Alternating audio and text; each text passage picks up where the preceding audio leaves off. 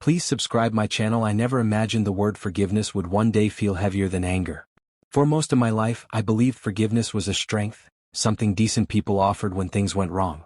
I believed love meant endurance, staying, working through storms quietly. That belief is probably why I ignored the signs long before everything collapsed.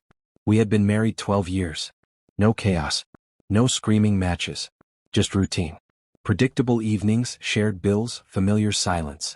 I told myself that was stability. I told myself passion fades and responsibility replaces it. When she stopped reaching for my hand, I blamed stress. When intimacy became rare, I blamed exhaustion. When she spent more time on her phone, smiling at messages she never shared, I told myself I was being paranoid. I didn't want to be the suspicious husband. I didn't want to be that man. The truth arrived without drama. No confrontation. No screaming confession. Just a quiet realization that rewrote everything I thought I knew. She left her phone on the kitchen counter one night while she showered. I wasn't snooping. I wasn't searching.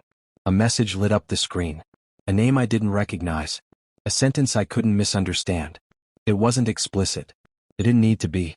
Familiarity has its own language. So does intimacy. When she came back, towel around her hair, I didn't say anything. I didn't accuse her. I didn't demand explanations. I asked one question. Simple. Come. Who is he? Her face changed in a way I will never forget. Not shock. Not confusion. Just resignation. Like someone finally putting down a heavy bag they were tired of carrying. That was when she told me. Not everything. Just enough. It had been going on for months. Someone from work. Emotional at first. Then physical. She cried. She said she felt lonely. She said she never meant to hurt me. She said it didn't mean she didn't love me. I listened. I didn't interrupt. I didn't raise my voice. I didn't ask how many times. I didn't ask where. I already knew the answers wouldn't help. That night I slept on the couch. Not because I was angry, but because something inside me had gone quiet. The part of me that believed in us shut down without warning, like a switch flipped by someone else. Over the next week, she apologized constantly. Long messages. Tearful conversations. Promises. She offered counseling. Transparency. Anything. Everything. She said she would quit her job. She said she would do whatever it took. I didn't respond the way she expected. I wasn't cruel. I wasn't cold. I was distant. Polite. Detached. I could feel her panic growing the calmer I became. Then came the hospital. I was at work when I got the call. Her sister, frantic. An accident. A collapse. She'd been admitted. They were running tests. She was stable but shaken. They needed me there. When I arrived, her family was already in the waiting room. Faces tight with worry. Relief when they saw me. As if my presence could fix something deeper than whatever had put her in that bed. She looked small under the white sheets. Pale. Fragile. Tubes and monitors humming softly around her. When she saw me, she cried. Reached for my hand. I let her hold it. That's when the pleas started. Her mother said life was short. That people make mistakes. That marriage is about forgiveness. Her sister said stress had pushed her too far. That she wasn't thinking clearly. Her father didn't say much. Just looked at me like I was holding the final decision in my hands. They all said the same thing in different ways. She nearly lost her life. This was a wake-up call. I should forgive her. For her health. For our history. For the family. I nodded. I listened.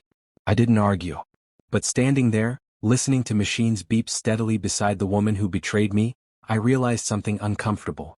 Her collapse hadn't broken my heart. The betrayal already had. The hospital room just made it visible to everyone else.